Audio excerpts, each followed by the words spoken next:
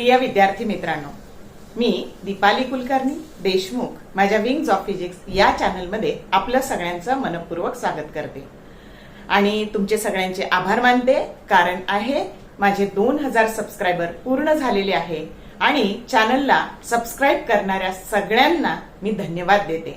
बघा, जो काही तुमच्यासाठी हा सगळा खटाटोप चाललेला आहे, अट्टहास चाललेला आहे की तुम्हाला कमी वेळात, कमी कष्टात, कमी अभ्यासात चांगला स्कोअर व्हावा, चांगले मार्क मिळवावे, त्यासाठी जे सर्व प्रयत्न चाललेले आहेत त्याला तुम्ही छानसा प्रतिसाद देत आहात आणि तीच माझी काम करण्याची प्रेरणा आहे, ऊर्जा आहे। त्यामुळं असाच प्रतिसाद देत राहा ही तुम्हाला नम्र विनंती। आपली शॉर्ट ट्रिक व्हिडिओ ची सिरीज सुरू आहे। आजचा व्हिडिओ आहे 14 नंबरचा व्हिडिओ। चॅप्टर आहे सेमीकंडक्टर डिव्हाइसेस आणि कन्सेप्ट घेतलेली आहे ट्रान्झिस्टर।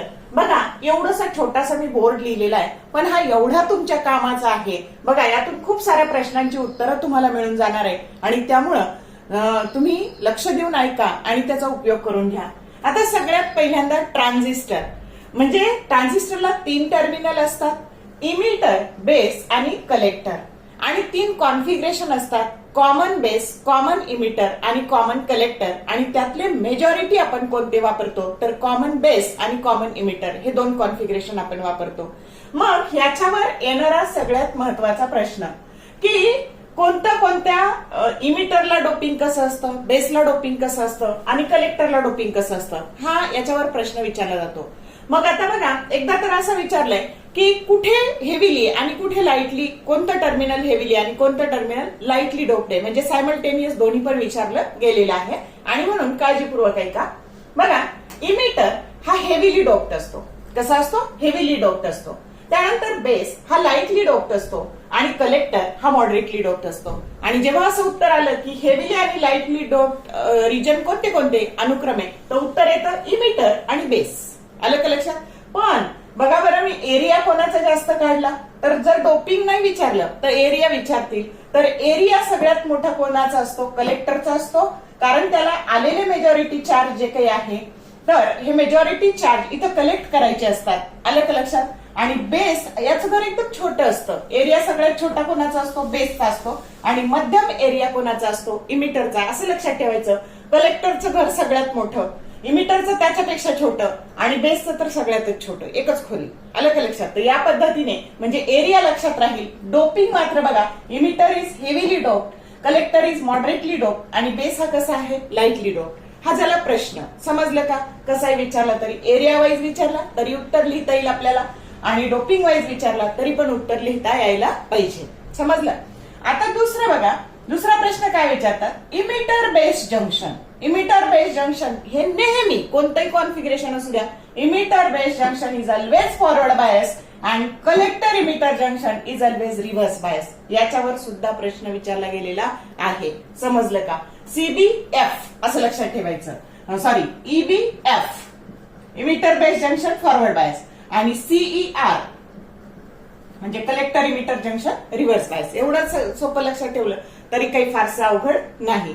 आता बघा, हे जे आहे करंट अँप्लिफिकेशन फॅक्टर, आलं का लक्षात? किंवा त्यालाच करंट गेन असं पण म्हणतात आणि हे सगळं डीसीच्या बाबतीत आहे। आलं का लक्षात? तर आता इमिटर मधला करंट, आता मेजॉरिटी हा हेवीली डोप्ड आहे म्हणजे मेजॉरिटी चार्ज कॅरियर सगळ्यात जास्त कुठे आहे? इमिटर मध्ये। आणि त्याच्यानंतर कमी कोणात आहे? मॉडरेटली डोप्ड कलेक्टर मध्ये। आणि सगळ्यात कमी कोणात आहे? तर बेस मध्ये। आणि बेस फक्त काय काम करतं? ह्या दोन्हींमध्ये इंटरफेस घडून आणण्याचं काम करतं किंवा इंटरॅक्शन घडून आणण्याचं काम करतं। मग आता बघा, जर 100 करंट हा इमिटर मध्ये असेल तर त्यातला 95 हा कलेक्टर मध्ये असतो आणि 5 म्हणजे अँपियर, तर 5 अँपियर हा बेस मध्ये असतो। म्हणजे सगळ्यात मोठा करंट कुणाचा असतो? तर हेवीली डोप्ड असल्यामुळं सगळ्यात मोठा करंट इमिटरचा असतो। त्यानंतर मॉडरेटली डोप्ड असल्यामुळे त्याच्यानंतर छोटा करंट कुणाचा असतो? कलेक्टरचा असतो आणि सगळ्यात छोटा करंट कुणाचा असतो? बेसचा असतो। सरळ आकडा लक्षात ठेवा, 100 बरोबर 5 अधिक 95, त्याच्यामुळे तुमच्या एकदम सोपं लक्षात राहील। आता आपल्याला हे अल्फा आणि बीटा, आता किंवा त्याला अल्फा डीसी बीटा डीसी असं पण म्हणतात, याला करंट गेन किंवा करंट अँप्लिफिकेशन फॅक्टर असं म्हणतात। मग कॉमन बेस जर कॉन्फिगरेशन वापरलं ना बाळांनो, तर अल्फा डीसीचा फॉर्म्युला असतो आयसी डिवायडेड बाय आयई. मग इथं लक्षात कसं ठेवायचं, तर आता दोन्ही आधी बघू आपण. आणि कॉमन इमिटर कॉन्फिगरेशन जर असेल ना तर करंट गेन बीटा डीसी बरोबर असतं IC bye I B.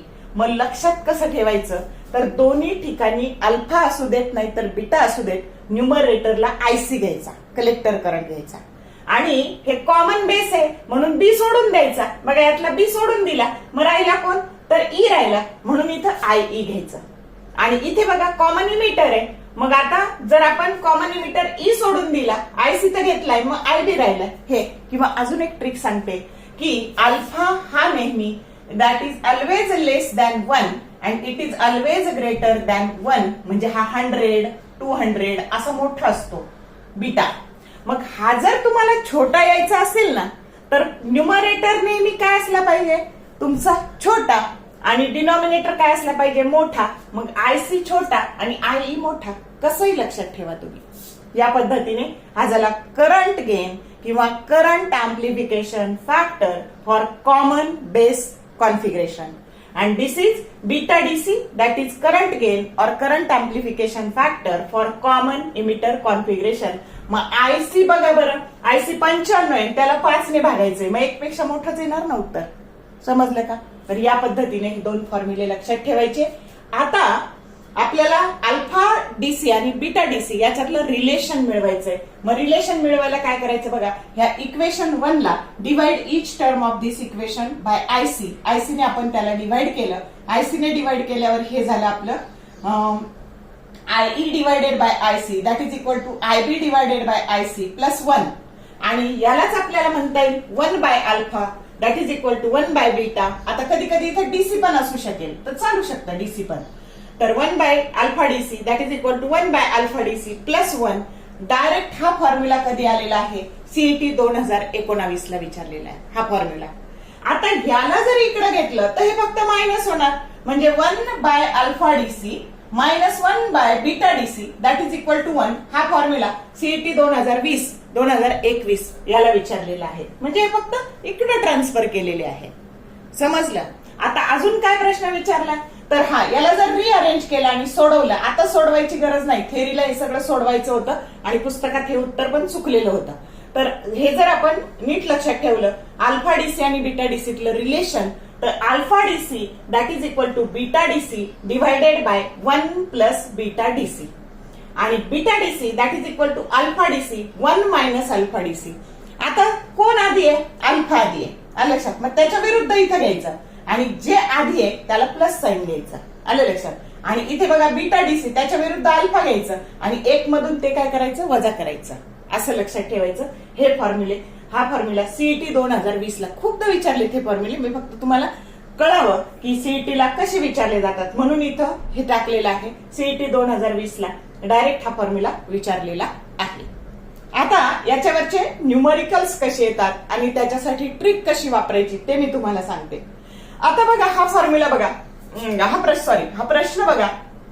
For a common base circuit if IC by IE म्हणजेच कोण, अल्फा. म्हणूनच तुम्हाला हे माहित असले पाहिजे, alpha that is equal to 0.98.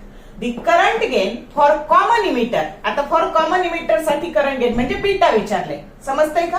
Direct नाही दिलं बघा त्यांनी तुम्हाला, आयसी बाय आयई दिलंय कॉमन बेस साठी आणि कॉमन इमिटर साठी विचारले. म्हणजे हे तुम्हाला माहित असणं गरजेचं आहे की आयसी बाय आयई म्हणजे अल्फा आणि कॉमन इमिटर साठी म्हणजे बीटा. आलं का लक्षात? पण सोडवताना एकदम सोपं आहे बघा. हे कसं सोडवायचं, तर अल्फा 0.98 आहे, बीटा विचारलेला आहे. मग आपला formula beta that is equal to alpha divided by 1 minus alpha 0.98. 1 minus 0.98 divided by 0.02. याला जर तुम्ही सोडवलं तर 2 घरं डेसिमल पॉईंट पुढे नेला आपण तर 98 झाले आणि हे 2 98 भागिले 2 म्हणजे 49. इतकं सोपं सोडवता येतं. आता बघा हा सीईटी 2019 ला 1 मार्काला विचारलाय आणि एआयपीएमटी 2001 ला म्हणजेच नीटला सेम प्रश्न 4 मार्काला विचारलाय. आता इथे बदल करून 2002 ला कसा विचारलाय बघा, तर इथं फक्त 96 घेतलंय, 0.96. आता तोंडी घेता येईल आपल्याला 0.96 आणि 1 मधून जर 0.96 वजा केले तर 0.04 म्हणजे 96/4 आणि उत्तर आलं 24. इतकं तोंडी सोडवता येतं हे आपल्याला, समजलं का? या पद्धतीने. आणि शक्यतो 98, 96 हेच आकडे देतात. 98 आलं तर उत्तर येणार 49 आणि 96 आलं तर उत्तर येणार 24. समजलं? या पद्धतीने सोडवायचं. नीटला पण विचारलं जातं, सीईटीला पण विचारलं जातं. आता यात अजून एक टाईप आहे बघा, तो पण असाच पटकन सोडवता येतो. तो काय बघा, तर alpha that is equal to 69/70, beta that is equal to what? CET 2015 ला आहे, म्हणजे सीईटीलाच नाही आणखी बऱ्याचदा असा विचारला जातो. तर आता मी ट्रिक काय सांगते ते नीट लक्ष द्या. आता काय बघा, तर तुम्हाला दिले alpha that is equal to 69/70, तर beta that is equal to 1. आता काय पाहायचं इथं काळजीपूर्वक, ह्या दोन्हींमध्ये एकचाच फरक आहे आणि न्यूमरेटर हा लहान आहे डिनॉमिनेटर पेक्षा, कितीने? 1 ने. मग डोळे झाकून उत्तर लिहायचं. समजा beta that is equal to 69. समजलं? दुसरं उदाहरण घेऊ आपण. Alpha that is equal to, समजा इथे घेतले 71 आणि इथे घेतले 72, तर बीटा बरोबर 1 ने फरक आहे, न्यूमरेटर 1 ने छोटा आहे, बीटा आला 71. कळलं का? अजून एक व्हॅल्यू घेऊ आपण. Alpha that is equal to, समजा इथे घेतले 81 आणि इथे घेतले 82, तर बीटा काय आला? 81. सोडवून बघा तुम्ही, येतं का उत्तर? तर या पद्धतीने आपल्याला इतक्या पटकन हे सोडवता येतं. आणि अजून एक गोष्ट तुम्हाला सांगायची बघा, की ट्रान्झिस्टर ऍज अन अँप्लिफायर म्हणून जेव्हा वापरतो, तर जेव्हा आपण कॉमन बेस वापरतो, तर इनपुटला जर तुमची अशी एसी वेव्ह आली असेल बघा, ट्रान्झिस्टर ऍज अन अँप्लिफायर, तर आउटपुटला तुम्हाला ही इनपुटची वेव्ह आहे आणि आउटपुटची वेव्ह अशी मिळते बघा. ही आउटपुटची वेव्ह म्हणजे याच्यामध्ये फेज डिफरन्स हा 0 असतो किंवा सेम फेज मध्ये असतं. आणि हेच जर आपल्याला कॉमन इमिटर घ्यायचं असेल, तर इनपुटला जर अशी वेव्ह असेल, तर आउटपुटला मात्र तुम्हाला या पद्धतीची वेव्ह मिळते. आणि यावेळेस फेज डिफरन्स हा पाय रॅडियन किंवा 180 डिग्री असतो. इनपुट आणि आउटपुट मधला कुणासाठी? कॉमन इमिटर साठी. आणि कॉमन बेस साठी फेज डिफरन्स 0 डिग्री असतो. कशा मधला? इनपुट आणि आउटपुट मधला. हे लक्षात ठेवा. आणि आपण प्रेफर कोणतं करतो? ट्रान्झिस्टर ऍज अन अँप्लिफायर मध्ये आपण कॉमन इमिटर मोड प्रेफर करतो का?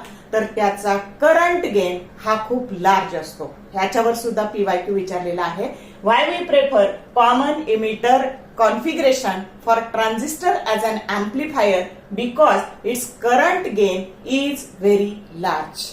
समजलं? आणि ट्रान्झिस्टरचं आणखी एक वैशिष्ट्य असं असतं की we cannot use transistor for rectification. आपण रेक्टिफिकेशनला डायोड वापरू शकतो, ट्रान्झिस्टर वापरू शकत नाही. खूपदा विचारलेला पीवायक्यू की रेक्टिफायर काय करतो, तर तो एसीचं डीसीत कन्व्हर्जन करतो, पण त्याला फक्त डायोड लागतो, त्याला ट्रान्झिस्टर लागत नाही. तर असे एवढे प्रश्न ह्या एवढे छोट्याशा आर्टिकलवर विचारले गेलेले आहे. मी तुम्हाला डायरेक्ट प्रश्न सांगितलेले आहे, जेणेकरून तुम्हाला तुमचा अभ्यास करताना कमी वेळात त्याच्यावर फोकस करता येईल. ओके, व्हिडिओ आवडला लाईक करा, मित्रमैत्रिणींसोबत शेअर करा. चॅनलला सबस्क्राईब केलं नसेल तर सबस्क्राईब करा, जेणेकरून येणाऱ्या व्हिडिओचे नोटिफिकेशन्स तुम्हाला मिळत जातील. Okay, all the best for your upcoming exam and thank you for watching this whole video.